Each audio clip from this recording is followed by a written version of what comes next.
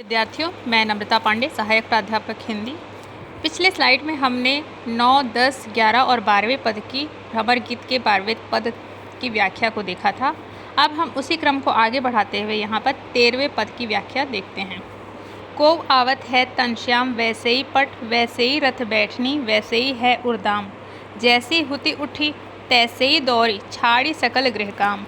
रोम पुलक गदगद भई, तिहि छन सोची अंग अभिराम। इतनी कहत आए गए उधौ, रही ठगी तिहि ठाम। सूरदास प्रभु यहाँ क्यों आवे, बंधे कुपजा रस श्याम। उद्धव को दूर से आता देखकर गोपियों को भ्रम होता है कि प्रभु श्री कृष्ण पधार रहे हैं। जब वे निकट आते हैं तो सच्चाई प्रकट होती है कि ये तो उद्धव हैं, ना कि कृष्ण हैं। यह जानकर गोपियाँ बहुत निराश और दुखी हो जाती हैं। को आवत है तनश्याम। एक गोपी दूसरी गोपी से कहती है कि हे सखी, कोई श्याम वर्ण वाला इधर आ रहा है। ऐसा लग रहा है मानो श्री कृष्ण आ रहे हों। इनके पीत वसन, उनके जो श्याम वर्ण का व्यक्ति आ रहा है उसके पीले वस्त्र और पीत वसन, वैसे ही रथ बैठनी, उसके रथ में बैठने का वही तरीका, वैसे ही है उर्दाम। साथ ही उसने गले में, छाती पर जो उसने माला, वैजंती माला धारण की है, वह भी श्री कृष्ण की भांति ही है। उस व्यक्ति को, श्याम वर्णित व्यक्ति को देखकर गोपियाँ जिस अवस्था में थी उसी अवस्था में घर के सभी कामों को छोड़कर दौड़ पड़ती हैं। जैसी होती उठी तैसी दौड़ी, छाड़ी सकल गृह काम। उसी अवस्था में घर के सभी कामों को छोड़कर दौड़ पड़ती हैं। उस साम वर्ण के व्यक्ति के सुंदर अभिराम अंगों को देखकर कृष्ण जैसा विचार कर, कृष्ण ही है ऐसा सोचते हुए, रोम पुलक गदगद भई, तिहि छन सोची अंग अभिराम। गोपियों का अंग अंग खिल उठा, रोम रोम पुलक उठा, वे रोमांचित और गदगद हो गई। इतनी कहत आए गए उद्धव, रही ठगी तिहि ठाम।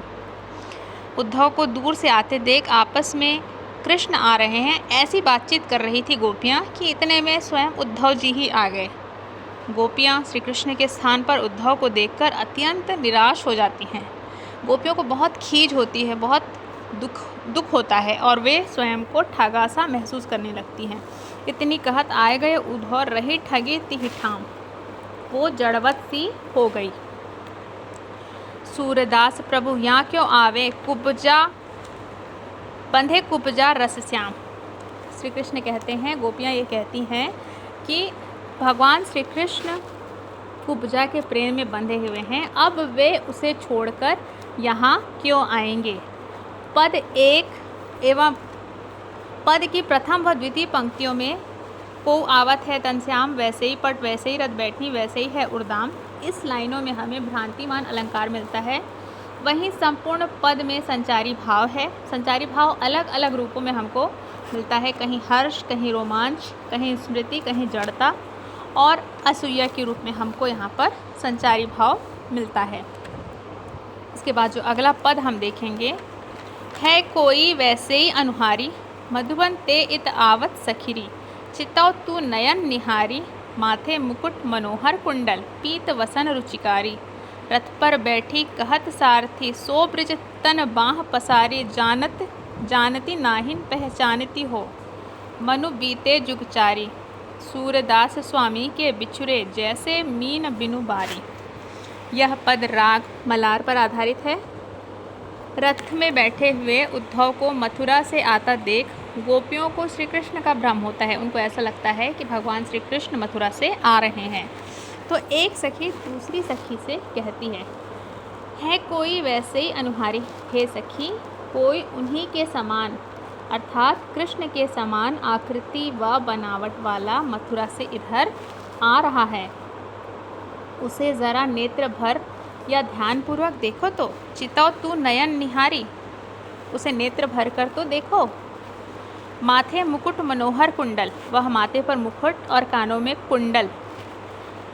पीत वसन रुचिकारी, एवं शरीर में पीले वस्त्र धारण किए हुए हैं, जैसे श्री कृष्ण धारण करते हैं वैसा ही। रथ पर बैठी कहत सारथी, रथ पर बैठकर वह अपने सारथी से कुछ कह रहा है। सो ब्रिज तन बाँह पसारी जानती नाहिन।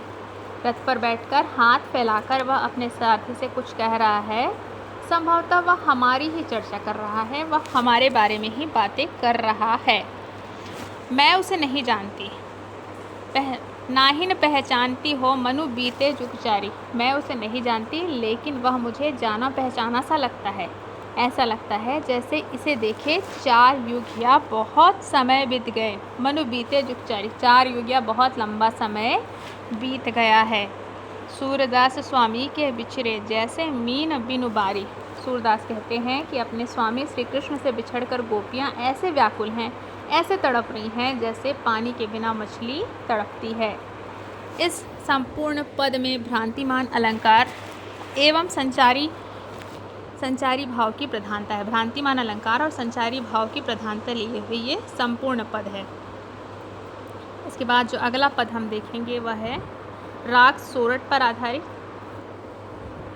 देखो नंद द्वार रथ ठाड़ो, बहुरी सखी सुफलक सुत आयो, परियो संदेह उर गाढ़ो, प्राण हमारे तब ही गयो ले, अब के ही कारण आयो, जानती हो अनुमान सखीरी, कृपा करन उठिधायो, इतने अंतर आए उपंग सुत, ते ही क्षण दर्शन दीन हो, तब पहचानी सखा हरिजी को, परम सूचित तनकिन हो, तब प्रणाम कियो अतिरुचि, सो और सबही कर जोरे, सुनियत रहे तैसे ही देखे, परम चतुर मति भोरे, तुमरो दर्शन पाए आपनो, जन्म सफल करी जानियो। राग सोरठ पर आधारित यह पद है। उद्धव का रथ जब नंद बाबा के द्वार पहुंचता है तो गोपियों को ऐसा संदेह होता है, ऐसा भ्रम होता है कि कहीं अक्रूर जी तो फिर से नहीं आ गए, क्योंकि इसके पहले एक बार कंस के कहने पर अक्रूर ब्रज गए थे और वहाँ से कृष्ण और बलराम को रथ पर बिठाकर मथुरा ले गए थे। तो गोपियों को वही भ्रम होता है कि कहीं अक्रूर जी तो वापस नहीं आ गए। तो एक सखी दूसरी सखी से कहती है, हे सखी देखो नंद द्वार रथ ठाड़ो, हे सखी देखो वह रथ नंद बाबा के द्वार में खड़ा है। बहुरी सखी सुफलक सुत आयो, परियो संदेह उर गाढ़ो, मेरे हृदय में गहरा संदेह हो रहा है कि कहीं अक्रूर जी तो फिर से नहीं आ गए। सुफलक सूत अर्थात अक्रूर जी तो फिर से नहीं आ गए। प्राण हमारे तब ही ले गयो, तब ही गयो ले, अब के ही कारण आयो। अक्रूर जी हमारे प्राण, हमारे जीवन श्री कृष्ण को तो पहले ही ले जा चुके हैं, अब वे किस कारण से आए हैं।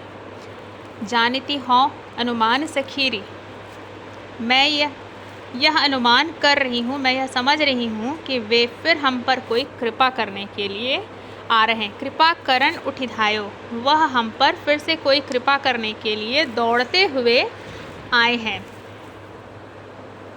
इतने अंतर आए उपंग सुतते ही क्षण दर्शन दीन हो। जब दो गोपियाँ आपस में बात कर रही थी तभी उद्धव जी आए और गोपियों को उन्होंने अपना दर्शन दिया। तब पहचान सखा हरि जी को, कृष्ण के सखा उद्धव को गोपियों ने पहचान कर हरिजू को परम सूचित तनकिन हो, तब प्रणाम कियो अतिरुचि, गोपियों ने अत्यंत प्रेम से हाथ जोड़कर प्रणाम किया।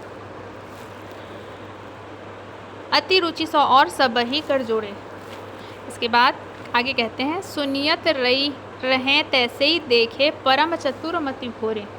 गोपियाँ उनसे कहती हैं कि हमने जो आपके विषय में सुन रखा है, आप हमारी उसी सुनी हुई धारणा के अनुरूप हैं। आप अत्यंत चतुर बुद्धि वाले और भोले भाले प्रतीत होते हैं। सुनियत रही तैसे ही देखे, परम चतुर मति भोरे, अत्यंत चतुर और भोले भाले प्रतीत होते हैं। आपके दर्शन पाकर हमारा जन्म सफल हो गया है। तुम्हारो दर्शन पाए आपनो, जन्म सफल करी जानियो, आपका दर्शन पाकर हमारा जन्म सफल हो गया। आप हमारे प्रिय श्री कृष्ण के परम मित्र हैं, इसलिए हमारे लिए पूजनीय हैं। सूरदास कहते हैं कि गोपियाँ उद्धव को पाकर ऐसे प्रफुल्लित और आनंदित होती हैं। सूर उद्धव सो मिलत भयो सुख, ज्यो झक पायो पान्यो। सूरदास कहते हैं गोपियाँ उद्धव को पाकर ऐसे प्रफुल्लित और आनंदित हो रही हैं जैसे मछलियाँ जल को पाकर आनंदित होती हैं, प्रफुल्लित होती हैं।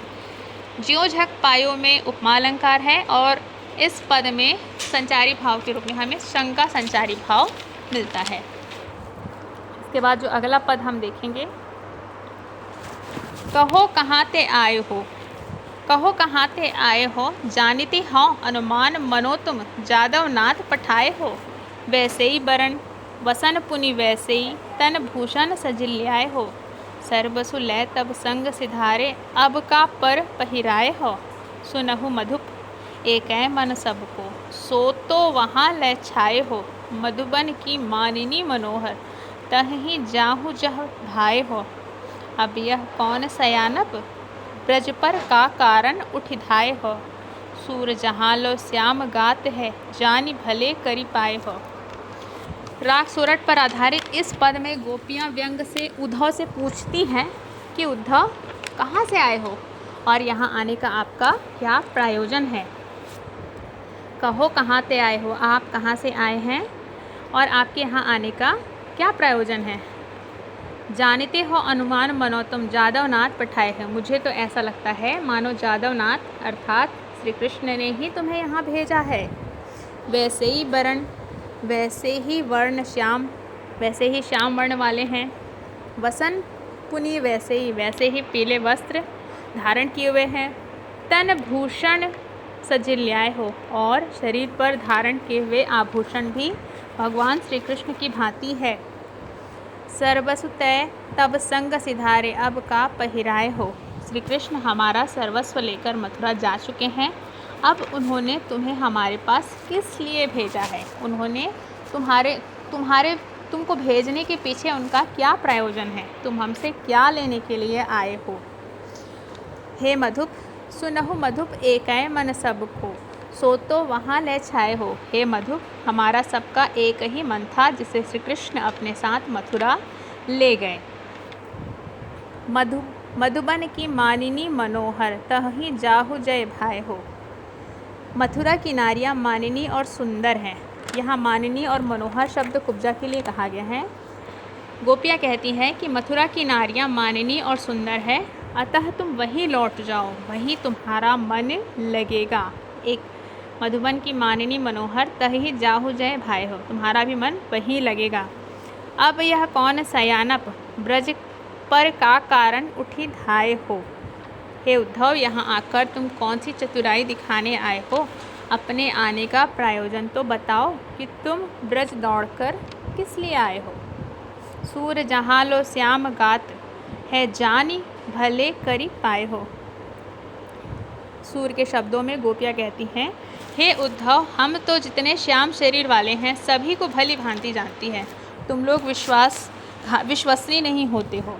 श्याम वर्ण वाले अक्रूर, श्याम वर्ण वाले कृष्ण और श्याम वर्ण वाले आप उद्धव, तुम सभी ठग हो, धोखेबाज हो।